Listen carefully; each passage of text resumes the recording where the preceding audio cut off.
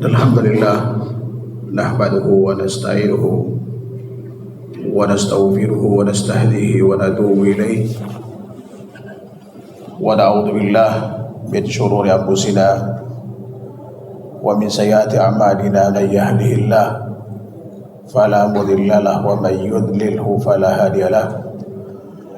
Asyhadu an la ilaha illallah wahdahu la syarika lahu wa asyhadu anna Muhammadan abduhu wa rasuluh la nabiyya ba'dah. Allahumma salli wa sallim ala Muhammad wa ala alihi wa sahbihi wa sallama tasliman katsira. Amma ba'd. Ada waktu kurang lebih 35 menit sebelum adzan, kita insyaallah taala akan manfaatkan untuk membahas satu tema yang saya anggap ini cukup penting di tengah maraknya perselisihan di kalangan kaum muslimin yang berujung dengan perpecahan. Salawat serta salam senantiasa kita berikan pada Nabi kita Muhammad sallallahu alaihi wasallam beserta para kerabat, sahabat dan pengikut setianya sampai hari kiamat nanti. Tema kita adalah para sahabat, teladan kita dalam ikhtilaf. Ikhtilaf perkara yang lumrah terjadi, bahkan pasti akan terjadi sejak zaman sahabat sampai sekarang ini. Bahkan Rasulullah sallallahu alaihi wasallam berpesan kepada sahabat secara khusus dan kepada kita sebagai umatnya secara umum, pada saat terjadi perselisihan, kita diperintahkan untuk kembali pada sunnah beliau dan sunnah khulafa ar-rasyidun yang hidup sesudah beliau, kalau kita ingin selamat. Sebagaimana hadis riwayat Imam Abu Dawud, Tirmidzi dan Ibnu Majah dari sahabat mulia Irbad bin Sariyah, beliau menuturkan, wa'adana Rasulullah sallallahu alaihi wasallam data yaumin baw'idatan darafat minha luyul wajilat minha al-qulub. Pada suatu hari Rasulullah sallallahu alaihi wasallam berwasiat kepada kami suatu wasiat yang membuat air mata berlinang dan hati gemetar. Dan para sahabat saat itu, kata beliau, punya firasat.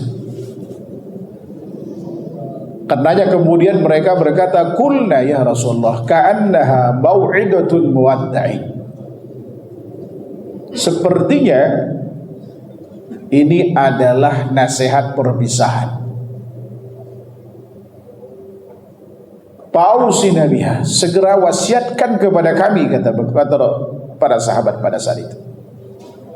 Lalu Rasulullah berkata, usikum bitaqwallah was-sam'i wat-ta'ah wa in ta'ammara 'alaikum 'abdun habasyi. Aku wasiatkan kepada kalian untuk senantiasa bertakwa kepada Allah, mendengar dan taat kepada pemimpin, sekalipun kalian dipimpin oleh seorang hamba sahaya dari Habasah atau Ethiopia. Fa innahu man ya'ish minkum ba'di, kata beliau, karena sungguhnya barang siapa di antara kalian yang hidup sesudahku, fasayyara ikhtilafan katsira, dia akan mendapatkan atau melihat perbedaan yang cukup banyak. Lalu pada saat itu Rasulullah berpesan sebagai solusi, alaikum bisunnati, hendaklah kalian berpegang teguh kepada sunnahku. Sunnah yang dimaksud dalam hadis ini adalah seluruh ajaran beliau, baik yang tertuang di dalam Al-Quran ataupun dalam hadis-hadis beliau. Wa sunnati khulafa ar-rasyidin al-mahdiyyin min ba'di addu alayya bin nawajid, dan juga sunnah khulafa rasyidin yang mendapatkan petunjuk yang hidup sesudahku, kata beliau. Gigit dengan geraham artinya pegang dengan kuat sunnah tersebut, jangan sampai lepas. Di saat terjadi perbedaan pendapat itu, kita berpihak kepada pendapat yang punya landasan syarak, baik dari Al-Quran ataupun sunnah Nabi SAW atau sunnah para sahabat. Di antaranya adalah khulafa ar-rasyidun. Artinya jangan berpihak kepada pendapat yang bertentangan dengan sunnah Rasulullah SAW, juga yang bertentangan dengan sunnah khulafa ar-rasyidun. Wa iyyakum wa muhdatsatil umur, fa inna kulla muhdatsatin bid'atun wa kulla bid'atin dhalalah. Hati-hati kalian dengan mengada-ada di dalam agama, karena setiap yang diada-ada itu bid'ah, dan setiap bid'ah itu sesat. Bahkan dalam tambahan redaksi riwayat Imam An-Nasai dari sahabat mulia Jabir bin Abdullah, dalam khutbah hajahnya Rasulullah SAW bersabda, wa kulla dhalalatin finnar, dan setiap kesesatan itu ujungnya, endingnya itu di neraka. Jadi Rasulullah SAW telah mewanti-wanti kepada para sahabat secara khusus dan kepada kita secara umum bahwa ikhtilaf ini pasti dan akan terjadi. Ya kan? Dalam segala, termasuk dalam masalah agama. Bahkan sebetulnya benih-benih ikhtilaf itu sudah pernah terjadi di zaman Rasulullah SAW ketika Rasulullah masih hidup. Bahkan lebih banyak lagi pasca beliau meninggal. Namun semua teratasi karena pada saat itu komunitasnya hampir semua tahu dengan sunnah Rasulullah SAW. Ada perselisihan sahabat misalkan diantaranya yang pernah terjadi ketika Rasulullah SAW masih hidup. Kasus sahabat mulia Amr bin As saat perang Datus Salasil pada saat itu, beliau junub.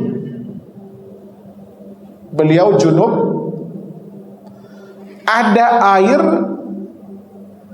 tapi beliau milih bertayamum. Kondisi cuaca sangat dingin pada saat itu. Namun demikian, hampir seluruh sahabat itu masih bisa menggunakan apa? Air. Ya kan? Untuk mengangkat hadas kecil dan besar mereka. Yang berhadas besar mereka mandi, yang berhadas kecil cukup berwudu pada saat itu. Tapi sahabat mulia Amr bin As, ya kan? Beliau mengambil sikap tidak mandi junub padahal beliau junub. Sebagai gantinya beliau apa? Wudu pada saat itu. Tayamum, mohon maaf, tayamum. Sebagian besar sahabat protes pada beliau, tapi beliau tetap pada pendiriannya. Dan kemudian beliau jadi imam pada saat itu. Dan sahabat pada saat itu yang tadi protes tetap saja kemudian bermakmum dengan sahabat mulia Amr bin As. Lalu dilaporkan peristiwa ini kepada Rasulullah sallallahu alaihi wasallam. Ketika Rasulullah SAW menjumpai sahabat mulia Amr bin As, beliau bertanya untuk memastikan kenapa, apa alasan beliau tidak mandi junub malah tayamum gitu. Karena Rasulullah tahu siapa Amr bin As. Amr bin As ini termasuk satu dari 3 sahabat yang jenius, super jenius itu.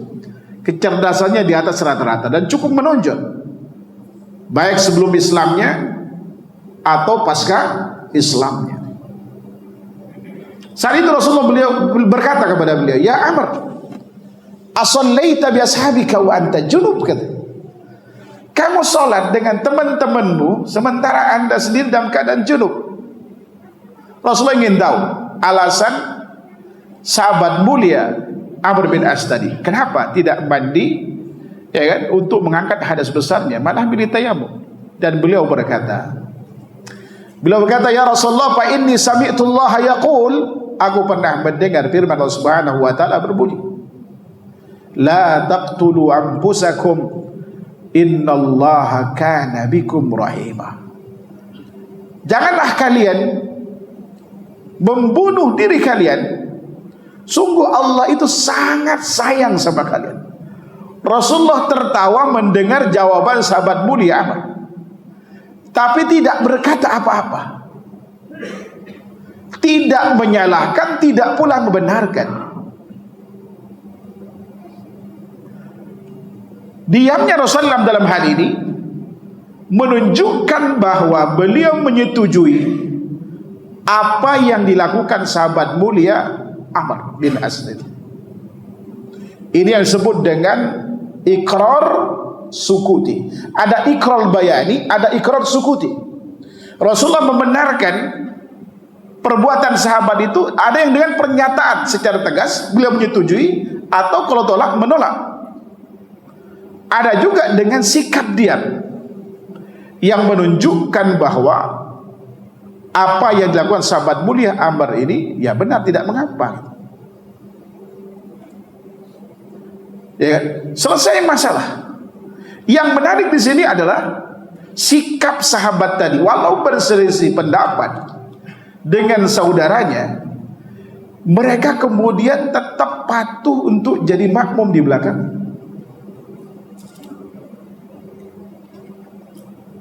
Ini poinnya kan di sini nih.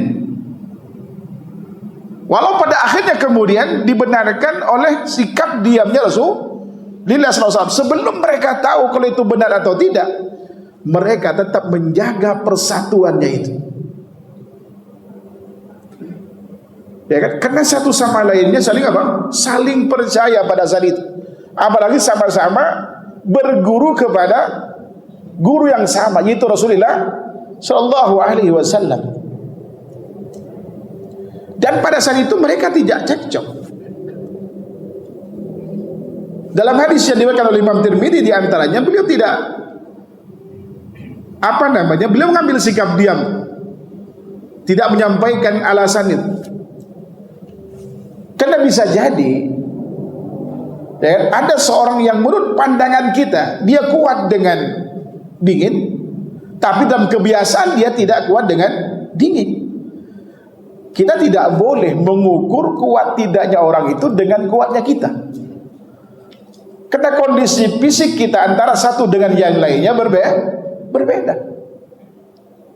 Namun pada saat itu mereka tetap sholat berjamaah. Tidak ada satupun yang keluar dari jemaah tersebut. Ya kan? Urusan berselisih, oke, tidak masalah. Ya kan?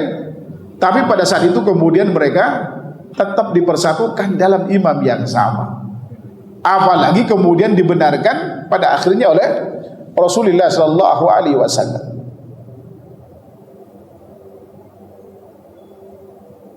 Ini yang mesti harus dikembangkan dalam kehidupan kita ini. Kalau kita berselisih misalkan, katakanlah dengan saudara kita, apalagi yang sama-sama ngaji, sama-sama menuntut ilmu, lalu kemudian kita berselisih dengan beliau, pada saat itu selesaikan sesuai dengan jawaban masing-masing pada situ. Namun tetap kemudian kita mencari tahu mana di antara dua pendapat ini yang paling benar, yang paling kuat. Tapi perbedaan itu jangan sampai membuat kita saling bermusuhan satu sama lain. Ya kan? Jangan sampai kemudian saling bermusuhan. Banyak contoh kasus di zaman sahabat Nabi sallallahu alaihi wasallam. Kalau ini mungkin karena ada Rasulullah SAW gitu kan. Pasca meninggal Rasulullah SAW, kasus sahabat mulia Abdullah bin Mas'ud dengan Utsman bin Affan. Saat sahabat mulia Utsman bin Affan saat itu jadi Amirul Mukminin. Peristiwanya di Mina pada saat haji. Sahabat mulia Utsman bin Affan tidak mengqashar salatnya pada saat itu di Mina. Padahal yang Rasulullah lakukan sejak tanggal 8 di hari Tarwiyah atau tanggal 10, 11, 12, 13 itu mengqashar salat tapi tidak menjamaknya. Duhur 2 rakaat pada waktunya, asar 2 rakaat pada waktunya, maghrib 3 rakaat pada waktunya, begitu pula isya 2 rakaat pada waktunya. Di zaman sahabat mulia Utsman, beliau menyempurnakan salat itu. Duhur 4 rakaat, asar 4 rakaat, isya 4 rakaat. Datang sahabat mulia Abdullah bin Mas'ud. Saat itu beliau berkata, "Ya Amirul Mukminin, apa yang kau lakukan ini?" katanya. "Bukankah Anda pernah haji bersama Rasulullah SAW? Pernah haji bersama sahabat mulia Abu Bakar dan Umar?" Artinya Rasulullah SAW, sahabat mulia Abu Bakar, Umar pada saat di Mina itu mengqashar salat. Adik, kenapa kau tidak lakukan ini? Apa jawaban sahabat mulia Utsman saat itu? Sahabat mulia Utsman menjawab, "Saya ini Amirul Mukminin. Wa fil qaum," jamaah yang datang sekarang ini banyak orang yang baru masuk Islam. Banyak orang yang baru masuk Islam yang belum tahu bilangan rakaat salat.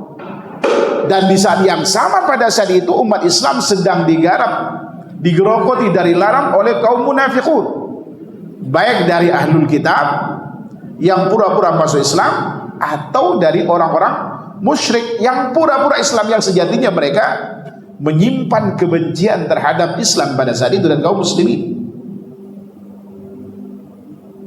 Artinya kalau beliau lakukan 2 dan kemudian pulang ke kampungnya masing-masing, khawatir diyakini sholat duhur itu 2 rakaat, ya kan? Asar 2 rakaat, isya 2 rakaat. Makanya beliau sempurnakan 4 rakaat, itu alasannya. Tidak ada niat dalam hati sahabat mulia Utsman itu untuk mengingkari apa? Sunnah Rasulullah SAW.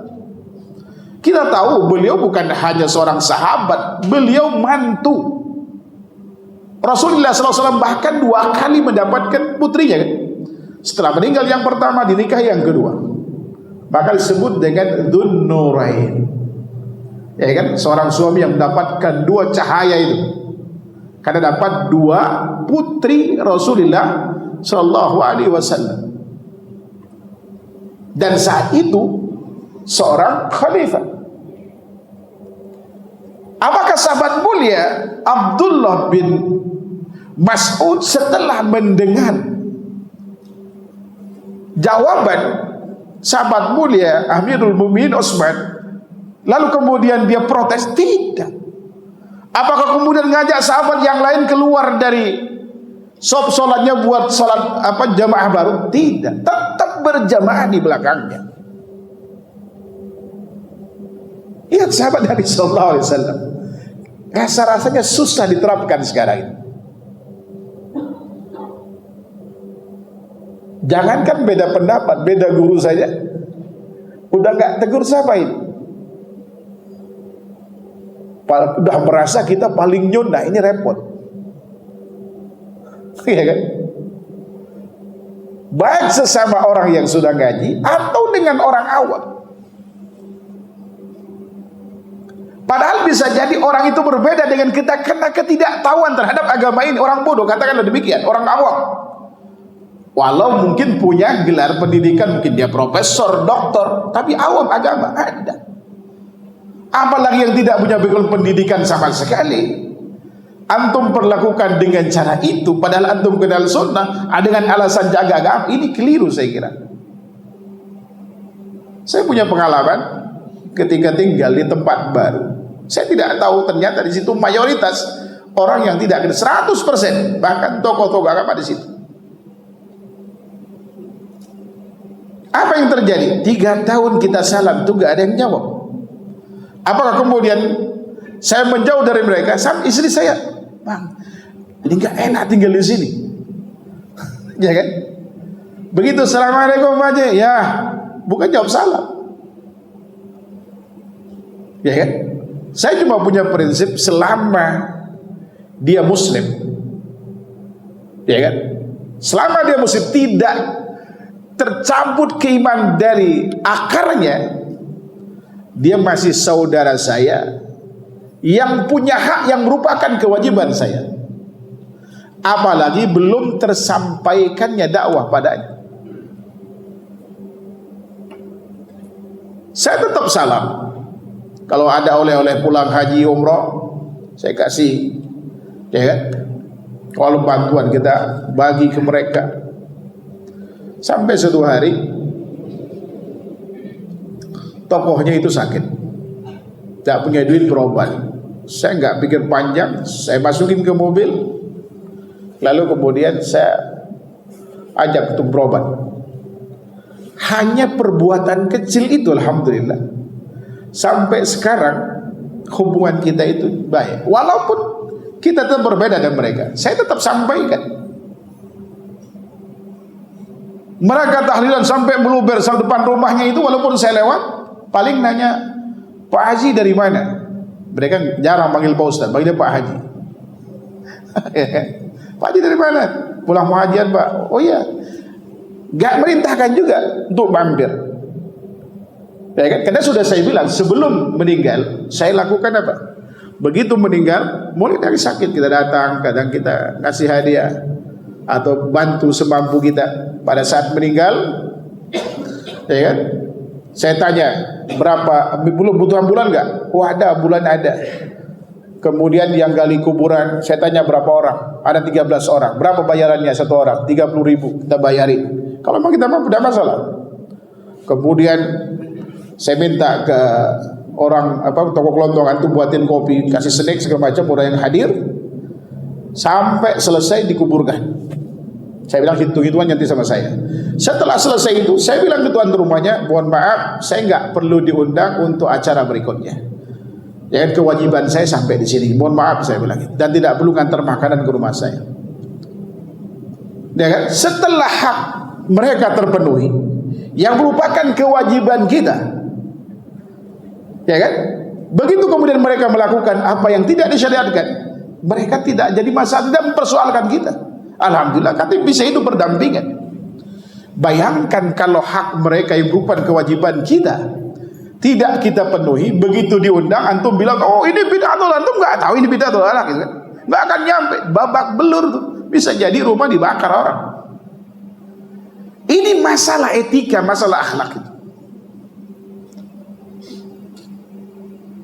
Kalau dengan orang yang beda agama saja kita diwajibkan untuk berbuat baik dan bersikap adil terhadap mereka, selama mereka tidak memerangi agama kita, tidak mengusir dari kampung halaman kita, apapun agamanya, wajib kita berbuat baik pada mereka.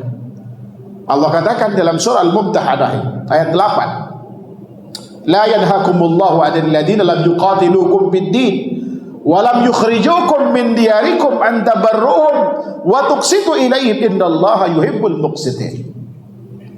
Allah tidak melarang kalian untuk berbuat baik kepada orang, dalam hal ini orang kafir ya, yang tidak memerangi kalian karena agama kalian, tidak pula mengusir kalian dari kampung halaman kalian, untuk berbuat baik dan bersikap adil terhadap mereka. Dan Allah sangat mencintai perbuatan adil itu, orang yang melakukan perbuatan adil. Kalau orang beda agama saja sama kita disuruh berbuat baik, apalagi orang yang kena beda paham dengan kita yang masih saudara kita, apalagi dia melakukan itu karena kebodohan kita, ketidaktahuan. Mestinya kewajiban kita untuk menyelamatkan mereka karena mereka tidak tahu. Ini yang kadang-kadang tidak ada pada diri kita yang sudah ngakui sunnah ini. Sunnah itu kebanyakan hanya sebatas jenggot dan celana jingkrang. Itu tidak salah, tapi bukan hanya itu. Karena Islam itu mencakup seluruh dimensi kehidupan kita, termasuk ketika kita hidup bertetangga dengan orang yang beda agama, satu agama beda paham dengan kita. Memang ada kala kita hajrul mubtadi namanya. Ada saatnya kita mengisolir orang yang melakukan perbuatan yang bertentangan dengan agama. Siapa mereka? Pertama, kalau itu tokoh dia, ya kan, tokoh agamanya, lalu kemudian disahatin tetap dia bersikuku dengan pendirian walaupun benar-benar menyelisih Quran ataupun hadis, orang semacam ini boleh kemudian kita isolir. Apalagi dia punya punya power misalnya, boleh kemudian kita kasih tahu bahwa bulan ini kesalahannya di sini. Hanya kesalahan itu aja kemudian yang kita sampaikan ke jemaah itu. Adapun kemudian misalkan maksiat yang tidak berkait langsung dengan agama, aib dia nggak perlu diungkap, ya kan?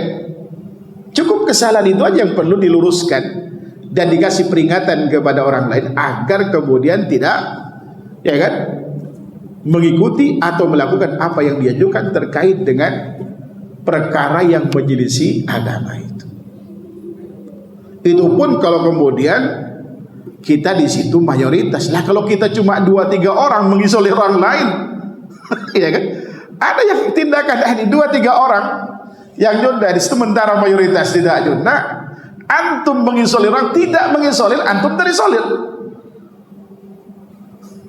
Makanya kata Syekh Utsaimin rahimahullahu taala, ya kalau kemudian kita hajrul mubtadi itu, kalau tidak ada manfaatnya jangan dilakukan. Apalagi cuma kita 2 orang yang nyunda sementara 100 orangnya tidak nyunda, ya nggak ada arti antum menjauh dari mereka, nggak ada manfaat. Tapi kalau perlu antum tunjukkan sikap, ya kan, keagamaan yang baik. Ada contoh kasus, ada ikhwan masya Allah jarang bicara, akhlaknya baik. Ketika diusir semua dari masjid itu kecuali dia yang dikecualikan. Saya tahu kita berbeda sama beliau, tapi orang ini masya Allah akhlaknya dipuji sama mereka karena akhlaknya. Sementara lain ilmunya masya Allah luar biasa, tapi mulutnya seperti cewek. Ya, ini masalah akhlak, bukan nggak ada ilmunya. Makanya kata Syalbani rahimahullahu taala, ya kan, kalau yang yang salafiyun jangan diajarkan masalah akidah atau ibadah, tapi ajarkan mereka akhlak. Atau yang semakna dengan ucapan beliau itu, ya kan? Karena ini memang penyakit. Begitu udah maju udah merasa yang paling segalanya gitu. Ini yang jadi masalah kemudian.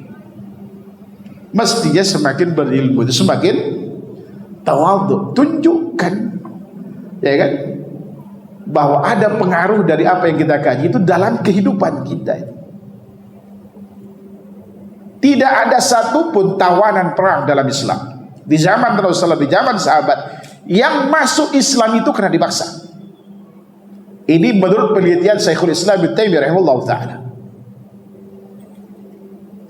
Lalu apa sebab mereka masuk Islam? Sebab mereka masuk Islam adalah karena akhlak mulianya Rasulullah dan para sahabat.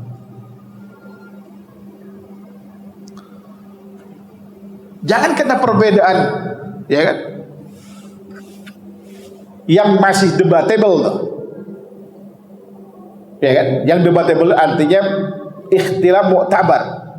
Yang belum bisa dipastikan mana yang lebih kuat di antara keduanya. Contoh misalkan dalam menggerakkan tangan, kan ada yang menggerakkan, ada yang tidak. Yang menggerakkan pun ada yang cuma yang begini dong, ada yang seperti ini. Ini namanya khilaf mu'tabar. Antum tidak bisa paksakan. Yang tidak menggerakkan harus menggerakkan, atau yang menggerakkan harus, ya kan, tidak menggerakkan seperti itu. Ini khilaf mu'tabar. Atau kemudian perintah Rasulullah untuk mengembalikan kepada posisi semula pasca bangkit dari ruku pada saat i'tidal. Apakah di sini atau di sini? Ini kan khilaf mu'tabar. Ya kan? Walaupun lebih cenderung adalah yang kuat itu yang seperti ini. Bersedekat kembali. Ya kan? Lebih cenderung rajinya itu. Tapi ini termasuk khilaf mu'tabar. Kecuali misalkan yang satu ada dalilnya, yang satu tidak. Maka kita tetap mengambil yang ada dalil yang benar tentunya. Sebab tidak selamanya yang ada dalilnya itu semuanya benar, tergantung kalau hadis kualitas hadisnya. Ya Pak tidak? Contoh misalkan doa yang paling familiar di Indonesia itu.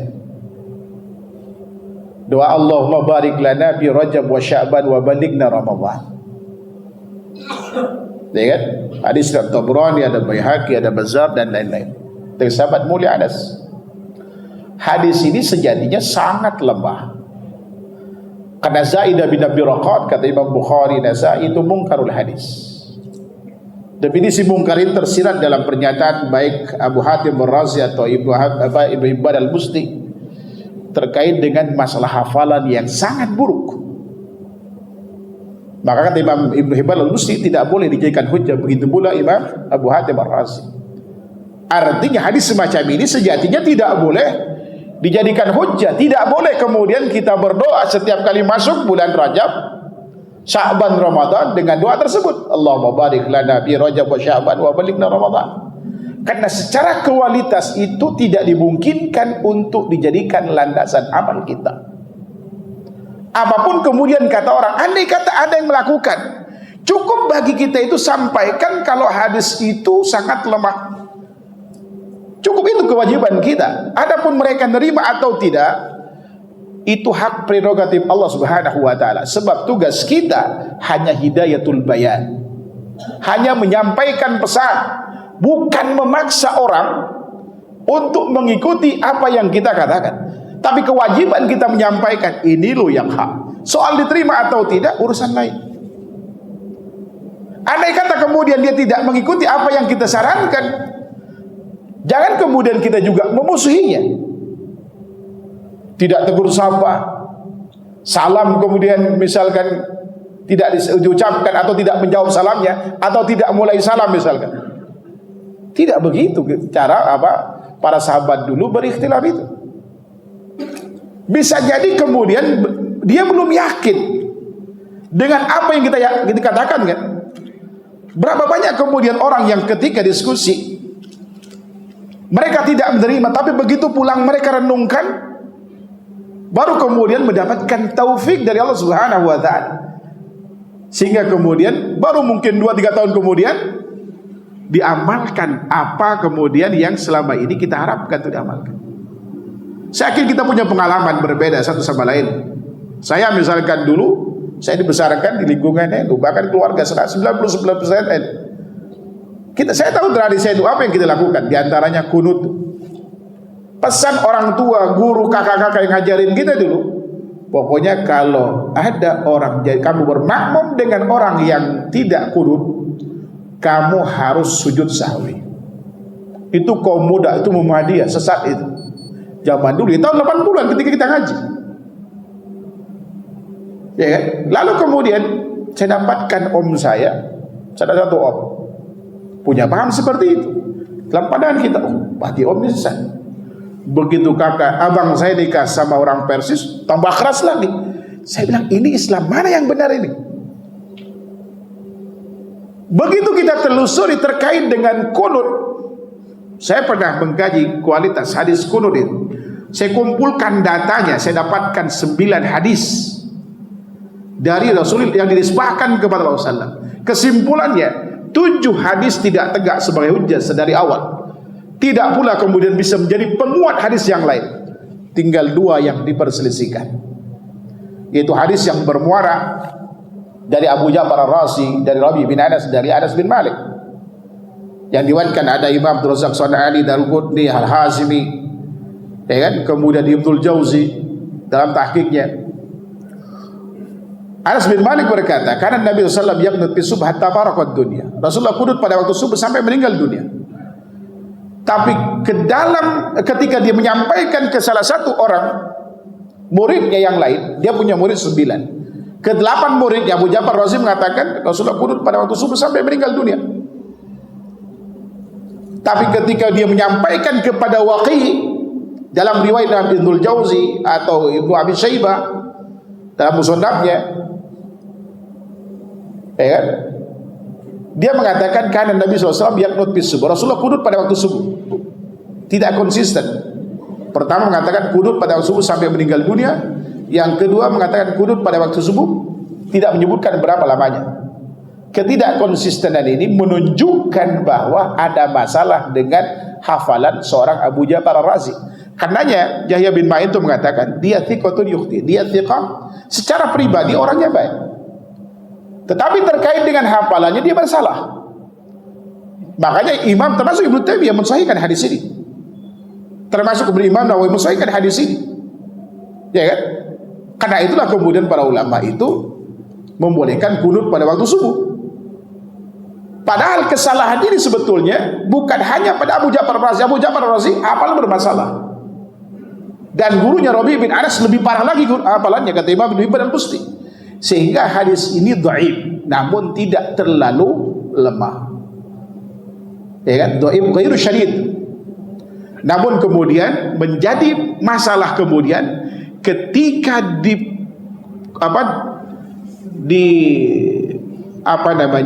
disandingkan dengan hadis sahih.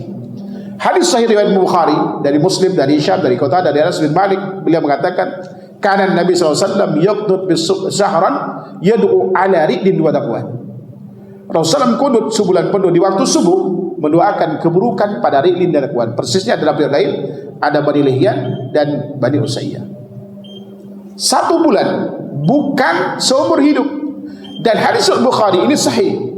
Dan secara teori, ketika ada hadis dhaif, seorang dhaif meriwayatkan menyelisihi riwayat thiqah, maka hadis ini menjadi mungkar yang tidak boleh diamalkan. Dengan demikian, secara kualitas hadis, seluruh kualitas hadis kunut pada waktu itu secara kontinu itu tidak tegak sebagai hujjah. Maka tidak salah ketika yang mengatakan kalau kunut secara kontinu pada waktu subuh itu termasuk perbuatan bid'ah.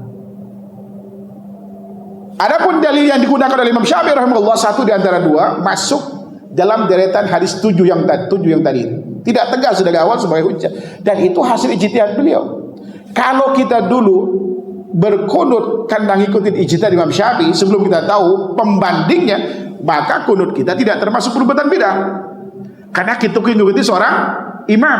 Tapi setelah kita tahu ternyata ini hadisnya tidak tegak sebagai hujjah, maka sejak itu kita tidak boleh kemudian mengamalkan pendapat tersebut. Kalau kita terus amalkan, disitulah kemudian terjadi bid'ah.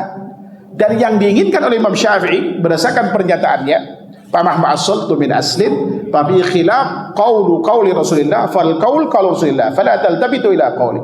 Apapun usaha saya dalam menetapkan satu hukum atau kaidah hukum, kalau di situ ada sabda Nabi menyelisihinya, maka yang benar sabda Nabi, jangan kalian gubris lagi pendapat saya.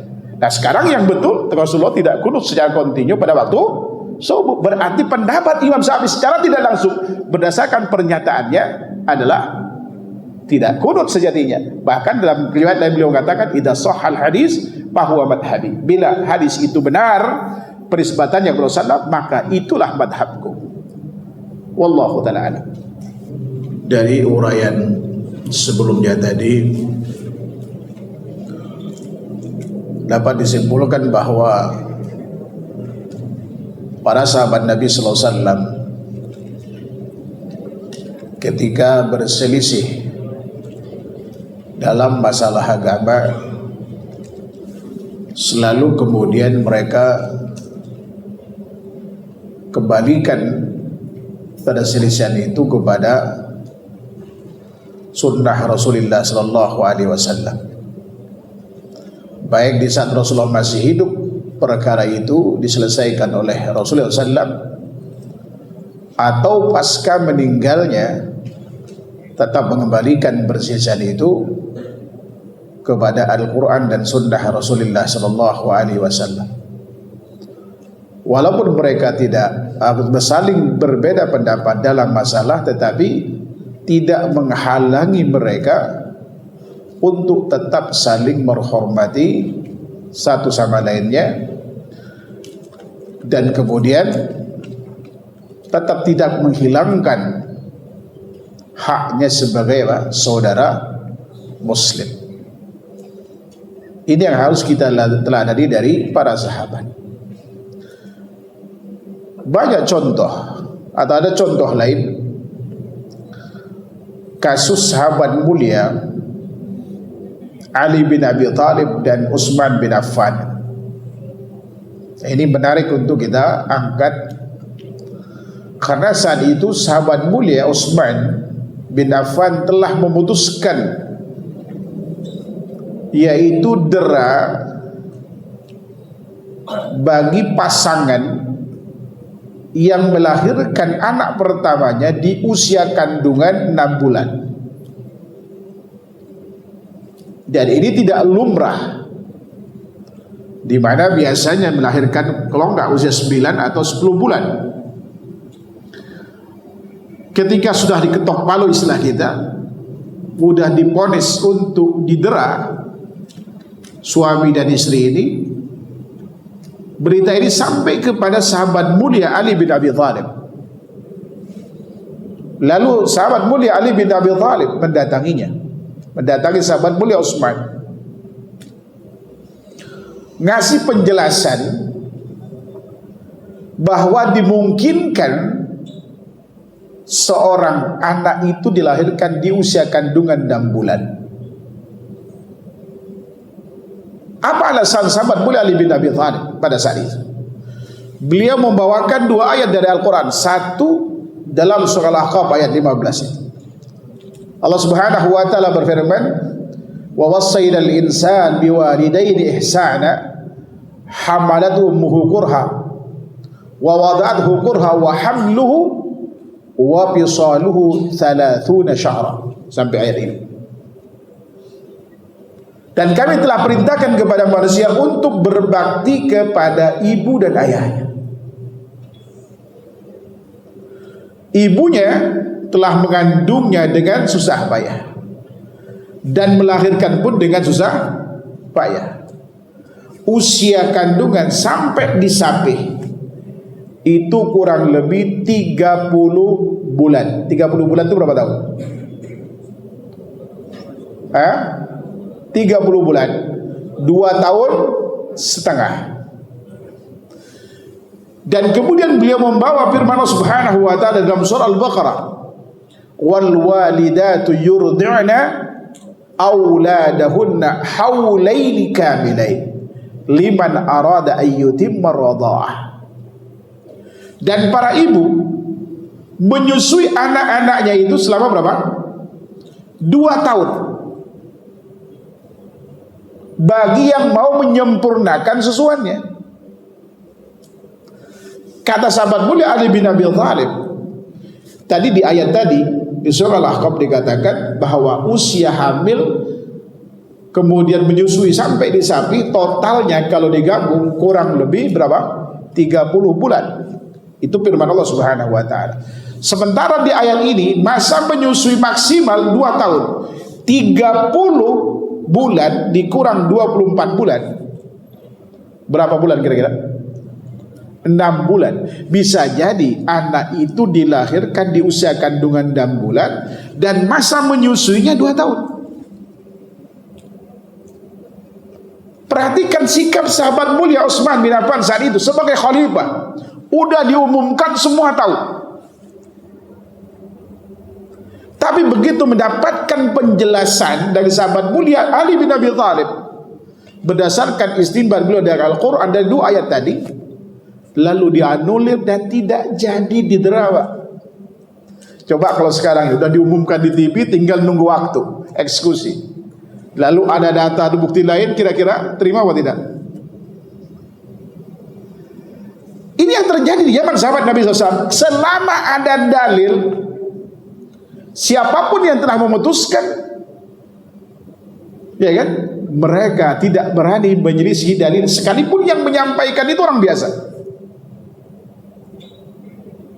Lain cerita dengan sahabat mulia Muawiyah. Lama beliau tinggal di Syam. Begitu ke Mekah, saat tawaf, dia rindu banget dengan Ka'bah itu. Dia refleks, ngusap dan nyium dinding Ka'bah. Ada sahabat lain yang melihatnya. Apa yang kau lakukan ini? Pernahkah Rasulullah melakukan? Langsung kemudian dia minta dan berterima kasih pada orang ini. Nggak ngajak debat, Pak. Sahabat mulia Abdullah bin Umar ketika mau mengusap Ruknul Yamani, ya kan? Dan ada yang menanyakan, kenapa kau lakukan ini? Karena aku pernah melihat Rasulullah SAW melakukan ini. Dan beliau mengatakan bahwa mengusap Ruknul Yamani dapat menghapus dosa. Apakah kemudian yang tadi, oh kamu ngada-ngada aja? Enggak, langsung mereka diam dan terima. Sami'na wa ata'na. Mestinya kita ketika terjadi perselisihan di antara kita dalam masalah agama, kalau sudah ada dalil, tinggalkan ego itu. Buang baju-baju apapun, mau kuning, mau biru, mau merah, kedepankan dalil. Sebab kita wajib mengikuti dalil, bukan ngikutin orang per orang, siapapun dia. Ya kan? Siapapun dia. Bisa jadi kemudian kesannya Rasulullah tidak pernah contohin perkara itu, tapi bisa jadi kemudian hasil istinbat para sahabat. Ya kan? Banyak contoh kasus itu. Kalau tadi kasus sahabat mulia Abdullah bin Mas'ud dengan Utsman bin Affan. Bahkan ketika sahabat mulia Abdullah bin Mas'ud melakukan salat rawatib di Musdalifah dalam riwayat Bukhari pada saat haji, ada sahabat yang menegurnya? Tidak ada. Padahal Rasulullah pada saat itu hanya sholat maghrib dan isya. Dan muncul di kalangan kita sekarang berselisih apakah dalam safar itu ada sholat rawatib atau tidak.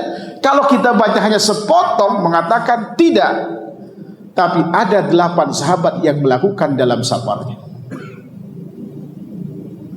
Apakah kita lebih tahu dari sahabat? Ya kan? Dulu ada saya dengan Ustaz Yazid Allah yarham, ketika bimbingan bareng pada saat itu, kita ada masalah dalam hal ini. Ada kemudian kita kumpul dalam banyak hal, lakukan mudzakarah, gitu kan? Kita kumpulkan data, ada 8 sahabat yang melakukan dalam safar. Kan kesimpulan pertamanya tidak ada rawatib dalam safar. Ya kan? Tidak ada rawatib dalam safar. Padahal kata yang dinukil dari baik Imam Dzul Jauzi atau Imam Syaukani dalam nilai autornya itu, kata yang digunakan seingat saya itu lam yukfat, tidak terekam kalau bahasa kita. Tapi terjemahannya Rasulullah tidak pernah melakukan. Ini terjemahan yang keliru saya kira. Rasulullah nggak pernah lakukan gitu. Karena seakan-akan diperkuat oleh pernyataan sahabat mulia Abdullah bin Umar dan Bara bin Azib, di mana ketika safar bersama Rasulullah hanya melakukan salat itu kosong dan tidak menyertainya dengan salat rawatib kecuali 2 rakaat sebelum subuh. Tapi Imam Ibnu Qudamah rahimahullahu taala membawakan data yang kemudian saya coba telusuri seluruh data. ternyata ada 8 sahabat melakukannya. Ada sahabat mulia Ali bin Abi Thalib, Umar bin Khattab, Aisyah, Abdullah bin Umar, Abdullah bin Mas'ud, Abdullah bin Abbas. Kalau versi Abdullah bin Abbas ini lemah hadis. Anas bin Malik dan Abu Dzar. Ada 8 sahabat melakukannya. Ya kan? Dan komentar bukan Abdullah bin Umar ya. Abdullah bin Umar tidak. Jadi ada 8 sahabat, saya lupa satunya. Kemudian komentar Imam Nawawi ketika mensyarah hadis terkait dengan apa kata beliau? Kata beliau pada saat itu ulama sepakat bahwa ya kan, solat sunnah boleh dilakukan kecuali yang diperselisihkan itu masalah solat sunnah ratibah. Ya kan? Namun bisa jadi kata beliau Rasulullah pernah melakukannya tapi tidak terpantau oleh sahabat mulia Abdullah bin Umar, karena sholat sunnah dilakukan biasanya di rumah kan, atau di tempat yang tersembunyi yang tidak orang melihatnya. Ya kan? Ini barangkali alasan kenapa 2 imam tadi menggunakan lam yuhfat, tidak menggunakan istilah lam yasbut, atau Rasulullah tidak melakukan seperti itu. Bahkan sahabat mulia Abdullah bin Mas'ud, orang yang mengkritik sahabat mulia Utsman bin Affan pada saat ya kan kasus Mina tadi, beliau orang yang melakukan rawatib pada saat haji ketika habis salat maghrib sebelum beliau salat isya, padahal saat itu dijamak. Ini hadis riwayat Imam Bukhari. Ya kan? Pada saat itu Allah yarham berkata, apa kata saya pada saat itu? Kata beliau, siapapun yang menyelisih sunnah Nabi, kata beliau, sekalipun sahabat kita tolak. Ada bilang ke beliau, Ustaz, maaf ini, kan kita selalu mengatakan bahwa kita harus kembali kepada Al-Quran dan Sunnah dengan pahmus salaf. Salaf itu siapa? Sahabat. Ini 8 sahabat yang melakukannya. Kalau kita yang melakukan, mungkin keliru, tapi ini 8 sahabat. Sahabat mulia Abdullah bin Mas'ud melakukannya pada saat haji di Musdalifah. Ya kan? Tapi alhamdulillah beliau orang yang terbuka. Walau pada saat dengan pendirian pada saat itu, tapi habis itu alhamdulillah tidak sekencang sebelumnya. Seperti itu. Ini perlu data, diskusi boleh, tidak masalah kan? Diskusi itu tidak masalah dengan siapapun gitu. Nah kita kebanyakan begitu dah ngaji sama si fulan, seakan-akan sudah tidak juga gitu. Ya kan? Ustaz itu cuma ada 2 tipe. Ada tipe baca punya orang, dia tidak mengkonfirmasi lagi. Yang penting dia sikoh dengan kitab yang dia baca. Ada kemudian tipikal yang menelusuri, kenapa dia sampai kesimpulan ini. Dia meneliti. Ada yang seperti itu, sampai kemudian mencari data, lalu kemudian disimpulkan. Ya kan? Kalau memang punya waktu seperti itu. Maka dalam hal ini, kalau sama-sama sunnah, lihat dasar hukumnya apa dan seterusnya. Lalu kemudian tanya, kalau perlu diskusi, datang ke rumahnya kan enak seperti itu. Jangan kemudian ini menjadi hakim bagi pendapat ustaz lain, tidak boleh juga. Ya kan? Seakan-akan kalau udah ustaz dia mengatakan kudu tidak. Bisa jadi beliau pendapat seperti itu. Hatta si Albani rahimahullahu taala, saya juga pernah dapatkan, beliau menyimpulkan satu sanad hadis, ya kan, dihukumi dhaif. Padahal itu belum tuntas beliau dapatkan seluruh data. Itu ma'dzur beliau. Kenapa? Karena banyaknya sanad hadis itu. Ya kan?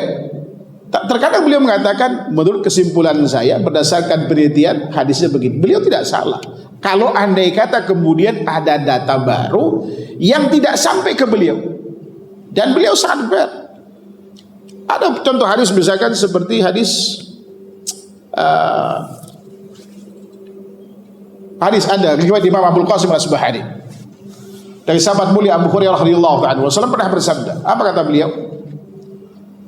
Innar rajula la yusalli 60 sanah wa ma tuqbal lahu shalah la'allahu yutimmu ruku' wa yutimmu sujud aw yutimmu sujud wa la yutimmu ruku'. Ada orang yang salat selama 60 tahun tapi tidak satu salatnya pun diterima. Mungkin rukunya sempurna tapi sujudnya tidak, atau sujudnya sempurna tapi rukunya tidak. 60 tahun. Hadis ini awalnya dihukumi oleh Al-Albani dhaif. Beliau mengikuti Imam Al-Mundhiri menghukumi ini hadis dhaif karena tidak punya data lagi. Tapi ketika beliau mendapatkan manuskrip dari salah satu karya Imam Ibnu Abi Dunya. Lalu beliau katakan dengan sanad yang berbeda dari jalur sahabat yang sama Abu Hurairah, dimungkinkan terangkat derajat hadis ini menjadi hasan. Lalu beliau hukumi hasan.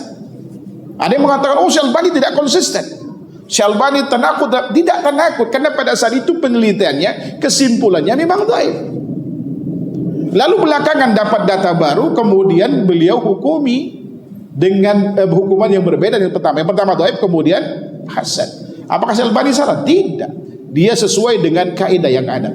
Bisa dikatakan apa yang dilakukan Syalbani rahimahullahu taala tidak ada yang baru sejatinya. Beliau hanya menghimpun data yang berserakan, ya kan, lalu kemudian menghukumi sesuai dengan kaidah ilmu yang sudah disepakati para ulama.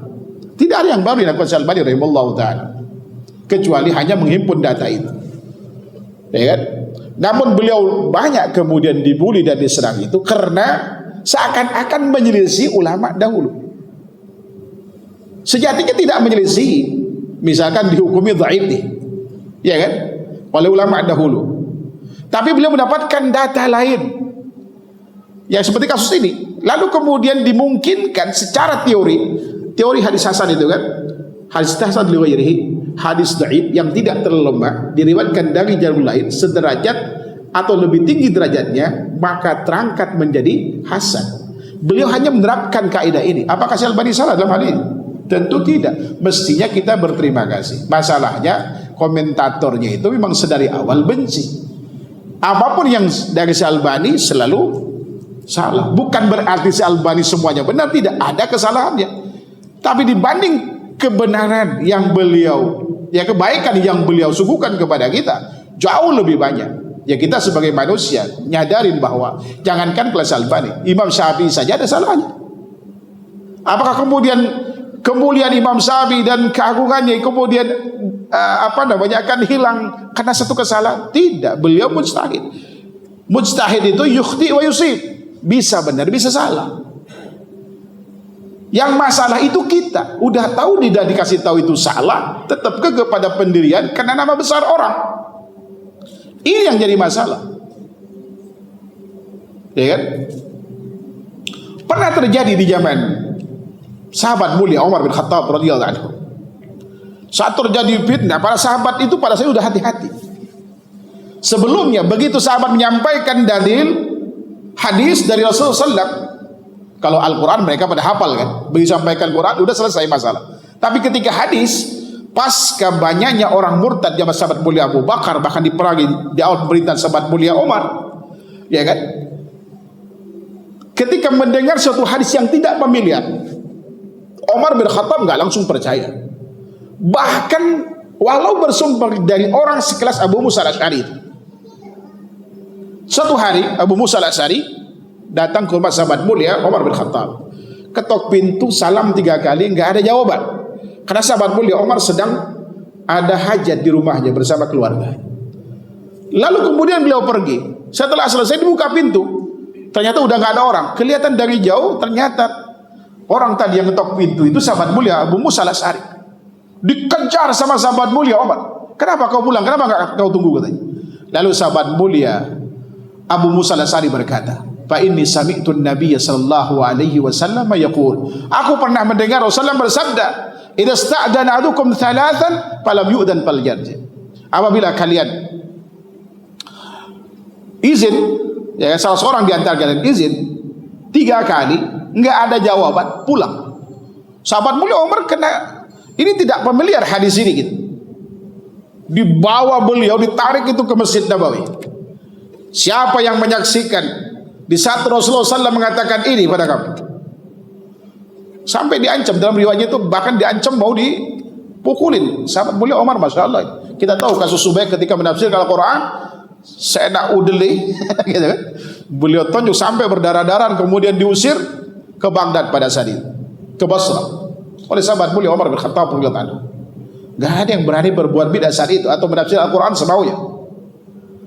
Ini sahabat mulia Abu Musa, sekelas Abu Musa, ya kan? Itu takut itu. Masalahnya sahabat mulia Umar, saat itu beliau khalifah. Ketika ke masjid, di situ ada sahabat mulia Abu Sa'id al-Khudri dan sahabat mulia Ubay bin Ka'ab. Lalu ditanyakan, siapa yang menyaksikan di antara kalian ketika Rasulullah mengatakan hadis ini. Ubay bin Ka'ab saat itu yang paling muda, acung tangan. Saya ya Amirul Mukminin. Kemudian kata sahabat mulia Umar kepada Abu Musa al-Asy'ari, saya bukan tidak percaya kepada Anda, tapi khawatir orang berbicara atau berdusta atas nama Rasulullah sallallahu alaihi wasallam. Saat itu para sahabat hati-hati. Makanya kata Muhammad bin Sirin rahimahullahu taala, kanu la yas'aluna 'anil isnad. Dulu para sahabat itu enggak pernah mempersoalkan tentang sanad. Kapan siapa yang menyaksikan hadis ini ketika menyampaikan, tidak. Karena mereka saling percaya satu sama lainnya. Tapi setelah kasus banyaknya murtadin, mereka hati-hati. Takut ada ucapan dinisbahkan kepada Rasulullah padahal bukan bagian dari Rasulullah. Karena itu bisa membuat apa? Permusuhan antar sahabat, perselisihan yang berakhir pada perpecahan. Dan sahabat itu tidak mau pada saat itu. Hal itu terjadi pada mereka. Akhirnya mereka bertanya, "Samurana rijalakum." Sebutkan siapa guru kalian atau sumber kalian mengambil ilmu ini. Fa in kana min ahli sunnah fayu'khad hadisuhum wa in kana min ahli bidah fayurda hadisuhum. Kalau sumbernya itu ahli sunnah diambil, kalau ahli bidah ditolak. Pada saat itu, ini arti sikap kehati-hatian. Sikap kehati-hatian. Oleh karenanya kita kalau misalkan seperti tadi, kita himpunkan data semua yang terkait, baru kemudian kita ambil kesimpulan. Boleh kita punya kesimpulan awal ketika kita sudah baca dalilnya. Tapi kemudian kita lihat apa kata ulama, mungkin ada riwayat yang tercecer. Kualitasnya misal minimal hasan, makbul derajat hasan ligoi misalkan. Bisa kita pertimbangkan untuk kemudian apa? Melakukan evaluasi terhadap pendapat itu. Bisa saja terjadi kan? Tidak bisa kemudian kita berpandangan hanya pendapat pada seseorang. Ya sebagaimana kasus Imam Syafi'i rahimahullahu taala ketika beliau berpendapat bahwa daging onta itu tidak membatalkan wudu karena hadis yang sampai ke beliau dhaif. Apakah karena nama besar Imam Syafi'i lalu kemudian kita menafikan hadis sahih dari riwayat lain, baik di antara riwayat Imam Ahmad yang mengatakan atau Muslim yang mengatakan bahwa yang memakan daging onta kata Rasulullah harus berwudu. Karena nama Imam Syafi'i tidak boleh kita, ya kan, ketika berselisih, ya kan, padahal dasar kita lemah, lalu ada riwayat yang lebih kuat, lalu kita menolak karena kita ikut dengan madhab ini misalkan ini. Tidak boleh dalam Islam. Ya kan, itu tidak boleh. Bahkan Imam Daruqutni sangat tegas berkata, la yahillu li muslimin ayyukhalifas sunnah ba'da ilmihi biha. Tidak halal bagi seorang muslim menyelisih sunnah setelah dia mengetahuinya.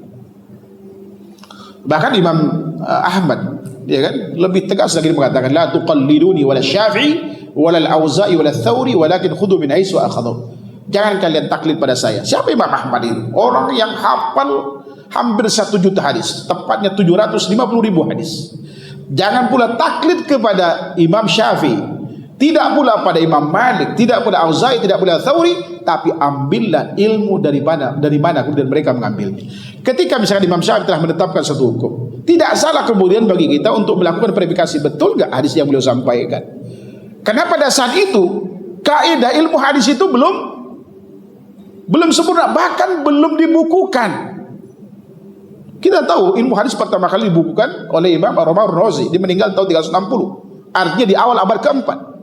Imam Syafi'i meninggal tahun 204. Ya kan? Belum terbukukan, sehingga tidak tertutup kemungkinan terjadi perbedaan dan perselisihan itu. Ya kan? Dan kita dalam beragama tidak ada kewajiban mengikuti madhab, tapi boleh beragama melalui tangga madhab itu. Tapi kewajiban kita tetap mencari tahu tentang dalil dari madhab itu. Kalau benar sesuai dengan sunnah, bukan karena madhabnya, tapi karena kesesuaian dengan sunnah kita bertahan pada madhab itu.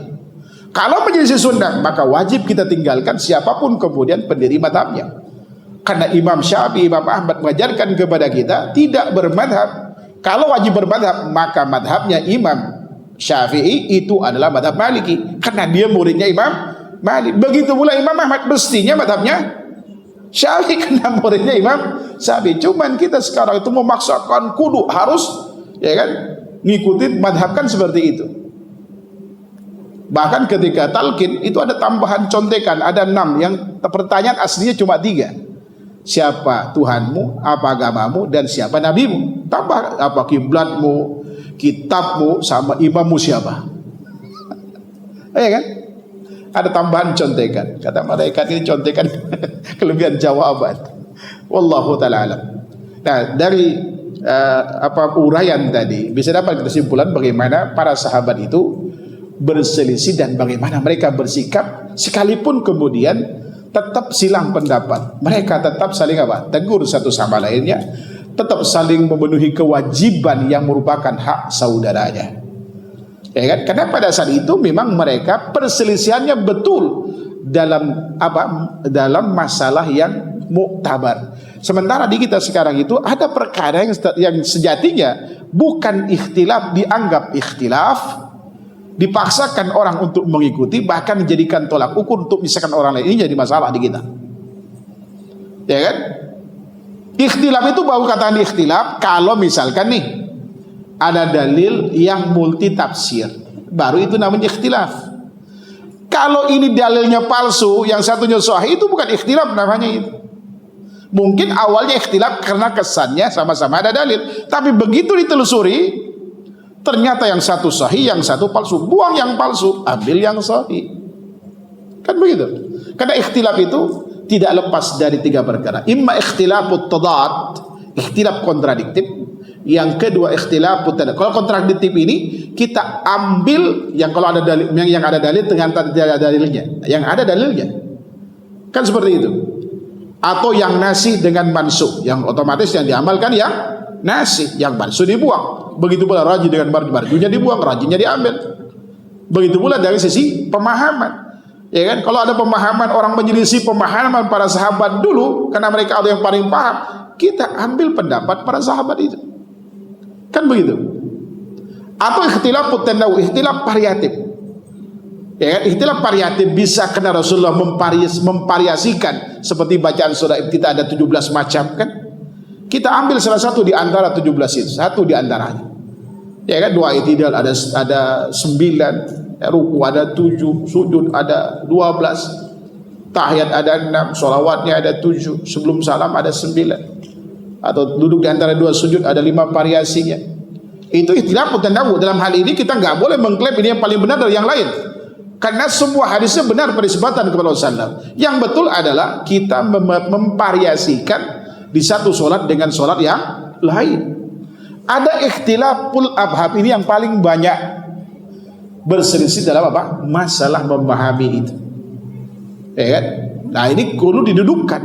Apalagi untuk mentarjih sesuatu, itu bukan kapasitas kita, kapasitas ulama, karena ada 52 wujud tarjih, ya kan, yang harus dipertimbangkan untuk melihat mana yang lebih kuat di antara dua, ya kan, yang berseberangan ini dan seterusnya. Wallahu ta'ala alam.